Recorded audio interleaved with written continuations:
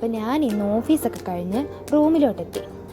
അപ്പോഴാണ് ഉച്ചയ്ക്ക് കഴിച്ച് ചോറിൻ്റെ ബാക്കി കുറച്ച് ചോറ് ഇരിപ്പുള്ളത് കണ്ടേ. എന്നാൽ അത് വെച്ചിട്ട് എന്തെങ്കിലും ഉണ്ടാക്കാമെന്ന് വെച്ച് യൂട്യൂബ് എടുത്ത് സെർച്ച് ചെയ്തപ്പം നല്ല അടിപൊളി ഒരു റെസിപ്പി കണ്ട്. അപ്പം ഞാൻ ഓർത്ത് അതൊന്ന് ട്രൈ ചെയ്ത് നോക്കാമെന്ന്. ആദ്യം തന്നെ ആ ചോറെടുത്തിട്ട് കുറച്ച് വെള്ളം ഒഴിച്ചിട്ട് ഒരു ബ്ലെൻഡറിലിട്ട് നന്നായി ബ്ലെൻഡ് ചെയ്തെടുത്ത്, അതിന് ശേഷം ഒരു പാൻ ചൂടാക്കിയിട്ട് അതിലേക്ക് കുറച്ച് വെള്ളം ഒഴിച്ചിട്ട് ശർക്കരയിട്ട് നന്നായി ഉരുക്കിയെടുത്ത്, എന്നിട്ട് അത് ഒരു തരിപ്പ് വെച്ചിട്ട് നന്നായി അരിച്ചെടുക്കാം. അതിനുശേഷം ആ പാനിലേക്ക് കുറച്ച് നെയ്യ് ഒഴിച്ചിട്ട് നമ്മൾ അടിച്ച് വെച്ചിട്ടുള്ള ചോറെടുത്ത് അതിലേക്ക് ഒഴിക്കാം.